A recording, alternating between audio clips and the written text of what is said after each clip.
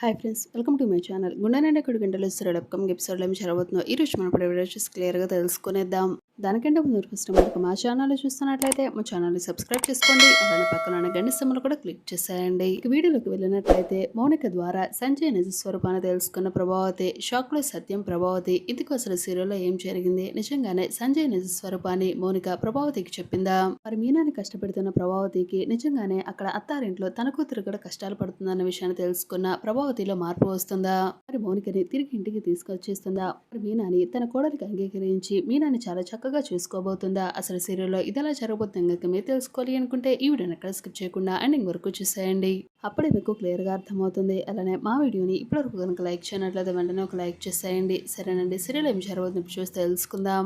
ఇక మీనా అయితే తన పుట్టింటికి వెళ్ళి అత్తారింట్లో జరిగిన అవమానం గురించి చెప్పుకుంటూ చాలా బాధపడుతూ ఉంటుంది మీనా పార్వతి దగ్గర.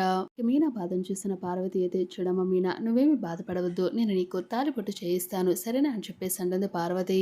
అని మీనా మాత్రం దానికి అంగీకరించదు. చూడమ్మా, నా భర్త చేయించి ఇస్తానంటే ఆ రోజు నాడే నేను వేసుకుంటాను. భర్త చేయించిన తాడే నేను నా మెడలో వేసుకుంటే అదే నాకు గౌరవం, అలానే ఆయనకు కూడా గౌరవం, అత్తింటికి పుట్టింటికి గౌరవంగా ఉంటుంది. అంతవరకు నేను ఈ పసుపు తాడుతో ఇలానే ఉంటానని చెప్పేసి అంటుంది మీనా.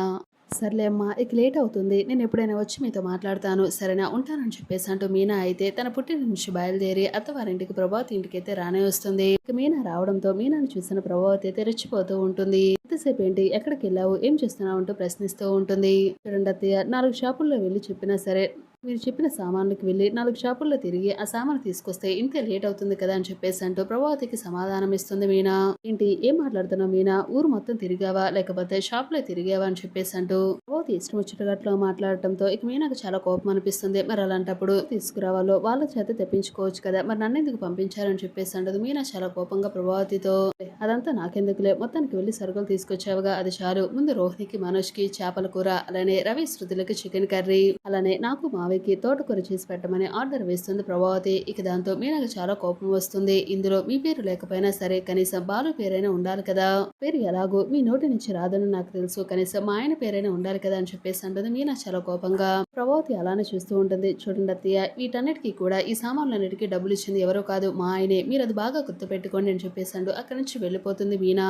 ఇక తర్వాత మీనా అన్న మాటలకి ప్రభావతికి చాలా కోపం అనిపిస్తుంది. ఇక మీనాని టార్గెట్ చేస్తూ ఉంటుంది. ఇటు వంట పని, అటు ఇంటి పని, బట్టలు అంటూ ప్రతిదీ కూడా తర్వాత ఒక్కొక్కటిగా చెప్తూ ఉంటూ క్షణం తీరిక లేకుండా అన్ని పనులు కూడా మీనా చేత చేయిస్తూ ఉంటుంది ప్రభావతి. ఇక మీనాని మాత్రం పని మనిషి కంటే చాలా హీనంగా ట్రీట్ చేస్తూ ఉంటుంది ప్రభావతి. ఇక ప్రభావతి అలా అన్ని పనులు కూడా చెప్పడంతో మీనా మాత్రం చాలా బాధపడుతూ ఇక అత్తయ్య గారు చెప్పడం వలన అత్తయ్య గారి గౌరవం మీద అన్ని పనులు కూడా చేసుకుంటూ వస్తుంది మీనా. ఇంతలో పార్వతి అయితే పుస్తల తాడు తీసుకుని ఇంటికి రానే వస్తుంది. ఇక పార్వతి ఇంటికి రావడంతోనే పార్వతిని చూడగానే ప్రభావతి అయితే అసహించుకోవడం మొదలు పెడుతుంది. అసలు మీరు ఇప్పుడు ఎందుకు వచ్చారు ఇక్కడికి అని చెప్పేసి అంటే చాలా హేళన చేస్తూ మాట్లాడుతూ ఉంటుంది ప్రభావతి పార్వతి మీద. తన కూతురి మెడలో పసుపు తాడు చూసి తను బాధపడ్డానని, మంగళసూత్రం చేయించానని, తెచ్చి వెళ్ళడానికి నేను ఇక్కడికి వచ్చాను అని చెప్పేసి అంటూ పార్వతి బదులిస్తుంది.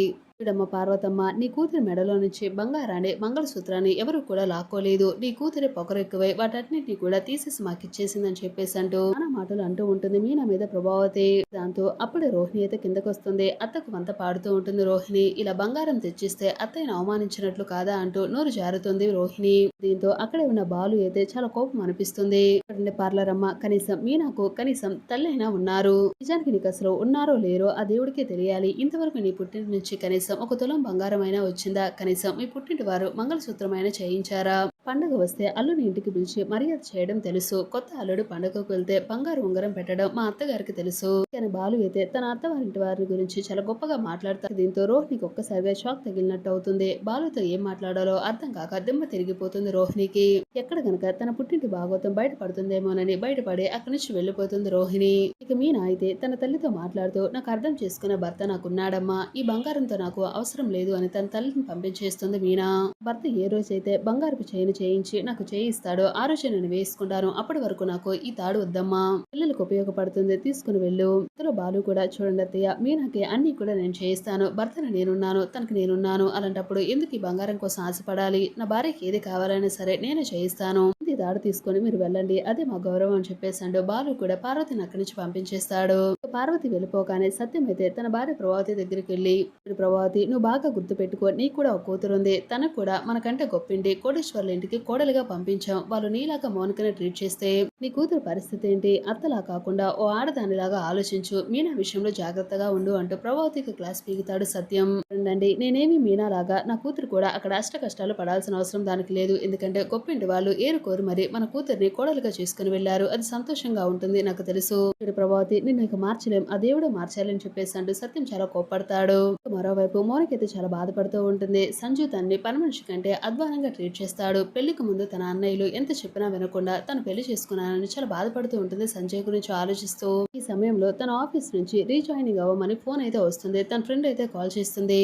ఈ విషయాన్ని సంజయ్ తో చెప్తే ఎలా రియాక్ట్ అవుతాడు, నన్ను అసలు ఆఫీస్ కు పంపిస్తాడా లేదా, నేను అసలు జీవితాంతం ఏగలేకపోతున్నాను, వీడిని పెళ్లి చేసుకుని నేను తప్పు చేశాను, వీడి నుంచి విడాకులు తీసుకొని నా అంతటా నేను సంతోషంగా ఒంటరిగా ఉంటే బాగుంటుంది, ఈ గురించి ఎలాగైనా సరే వీటితో నేను కష్టాలు పడలేకపోతున్నాను, మా అమ్మకి ఎలాగైనా చెప్పాలి, ఇక్కడి నుంచి తీసుకుని వెళ్ళిపోతుంది, అప్పుడు నేను ఆఫీస్ కి వెళ్ళొచ్చు, ఇంట్లో ఇక్కడే పని మనిషిలాగా కష్టాలు పడాల్సిన అవసరం నాకు లేదు, మా అన్నయ్య మొదటి నుంచి చెప్తున్నాడు నేను అసలు ఎంత పెద్ద తప్పు చేశానని చెప్పేసి అంటూ ఆలోచించిన మౌనికైతే ఒక్క నిమిషం కూడా ఆలస్యం చేయకుండా ప్రభావతికి అయితే కాల్ చేస్తుంది. ఇంతలో ప్రభావతి అయితే మౌనిక గురించి ఆలోచిస్తూ ఉంటుంది. మౌనిక నుంచి కాల్ రావడంతో ప్రభావతి ఒక్కసారిగా లిఫ్ట్ చేస్తుంది. అమ్మ మౌనిక ఎలా ఉన్నావమ్మా, బాగున్నావని చెప్పేసి అంటూ అడుగుతూ ఉంటుంది. ఇంతలో మౌనిక ప్రభావతి ఫోన్ లిఫ్ట్ చేయడంతో అమ్మ ఎలా ఉన్నావు, నేను బాగున్నావు అని చెప్పేసి నన్ను అడుగుతున్నావు, బాగోకుండా ఎలా ఉంటాను, పెట్టే అష్ట కష్టాలకి ఒక్కో రోజు నాకు నరకంలా కనిపిస్తోంది, రోజు అసలు అన్నయ్య ఎంత చెప్పినా సరే మీరెవరు కూడా పట్టించుకోకుండా ఈ నీచుల స్వరూపం అన్నయ్య ఎన్నిసార్లు చెప్పే ప్రయత్నం చేసినా సరే మనందరం కూడా అన్నయ్యని అపార్థం చేసుకున్నాము, నీ పెళ్లైన రోజు నుంచి ఇప్పటి వరకు కూడా వీడు నాకు రోజుకొక్కో ఒక్కో నరకాన్ని చూపిస్తూ ఉన్నాడు, నిజంగానే వీడు నన్ను ఇష్టపడి మరి ప్రేమించి పెళ్లి చేసుకున్నాడు అనుకున్నాను, ఈ ఇంటి కోడలుగా నన్ను ఇష్టపడి తీసుకొచ్చారు అనుకున్నాను, కానీ ఇక్కడికి వచ్చిన తర్వాత తెలిసింది వీళ్ళందరూ కూడా నన్ను ఒక పని మనిషిలాగా ట్రీట్ చేస్తున్నారు, అందరి ముందు కూడా నాకు ఎలాంటి అవమానం జరగాలో అలాంటి అవమానాన్ని జరిగిస్తున్నారు, ఏం చేయాలో తెలియడం లేదమ్మా, నాకు అసలు ఒక్కో రోజు చాలా నరకంగా ఉంది, చాలా బాధ అనిపిస్తుంది, ఎలాగైనా సరే వీడి నిజ స్వరూపాన్ని మీకెవరికి తెలియకూడదు, ఈ ఇంట్లో నేను కోడలుగా ఇలానే ఉండాలి అనుకున్నాను, కానీ వీడు పెట్టి టార్చర్ భరించలేక ఈ రోజు నేను నీకు ఫోన్ చేసి మరీ నిజాన్ని చెప్పాలి అనుకుంటున్నాను, ఎలాగైనా సరే నువ్వు నన్ను ఇక్కడి నుంచి తీసుకుని వెళ్ళిపో అమ్మా, ఇక్కడ నేను ఒక్క క్షణం కూడా ఉండలేకపోతున్నాను, నువ్వు ఏదో ఒకటి చేయమ్మా అని చెప్పేసి అంటే మౌనిక అయితే చాలా బాధపడుతూ ఫోన్ అయితే కట్టేస్తుంది. ఇక మౌనిక ద్వారా సంజయ్ నిజ స్వరూపాన్ని తెలుసుకున్న ప్రభావతి అయితే ఒక్కసారిగా షాక్ అయిపోతుంది. అసలు నా కూతురు గొప్పింటి కోడలుగా వెళ్ళింది, సంతోషంగా ఉంటుంది అనుకున్నాను, కానీ ఇదేంటి అసలు ఇలా జరిగింది, అసలు ఆ మీనా విషయంలో చేసిన తప్పే తిరిగి మళ్ళీ ఆ దేవుడు నాకు ఈ విధంగా శిక్ష వేశాడా, ఇప్పుడు నేను అసలు నా కూతురిని ఎలా కాపాడుకోవాలి, ఆ సంజయ్ నుంచి నా కూతురిని ఎలా రక్షించాలి, ఈయనకి కనుక నేను అసలు జరిగిన విషయం కనుక చెప్తే ఈయన అసలు ఊరుకుంటారా, ఇప్పుడు ఏం చేయాలని చెప్పేసి అంటూ ఆలోచిస్తూ చాలా టెన్షన్ పడుతూ ఉన్న ప్రభావతి దగ్గరికి సత్యం అయితే వస్తాడు.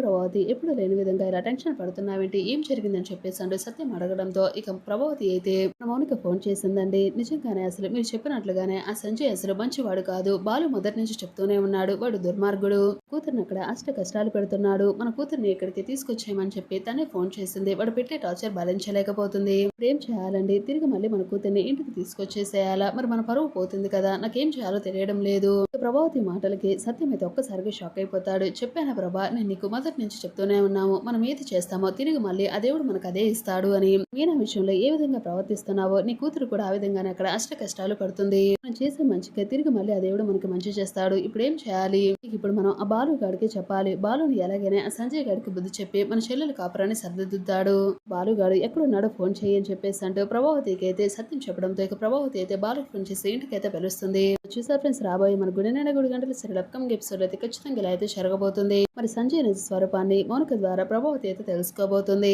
మరి బాలుకి చెప్పి బాలుని ఇంటికి పంపించి సంజయ్కి బుద్ధి చెప్పి తిరిగి మళ్ళీ వారి కాపురం చక్కబడేలాగా చేస్తాడా, లేకపోతే శాశ్వతంగా మౌనికని పుట్టింటికి తీసుకొచ్చేస్తాడా, అసలు సీరియల్ ఏం జరగబోతుందో కనుక మీరు తెలుసుకోవాలి అనుకుంటే డైలీ గుండెనిండా 3 గంటల సీరియల్ చూస్తూ ఉండండి. వీడియో నచ్చినట్లయితే తప్పకుండా ఒక లైక్ చేయండి. అంతేకాకుండా మన ఛానల్ గుండెనిండా 3 గంటల సీరియల్ అప్కమింగ్ ఎపిసోడ్ ఏం జరగబోతుందో డైలీ తెలుసుకోవాలి అనుకుంటే మన ఛానల్ సబ్స్క్రైబ్ చేసుకోండి, అలానే పక్కన గంట సింబల్ కూడా క్లిక్ చేసేయండి.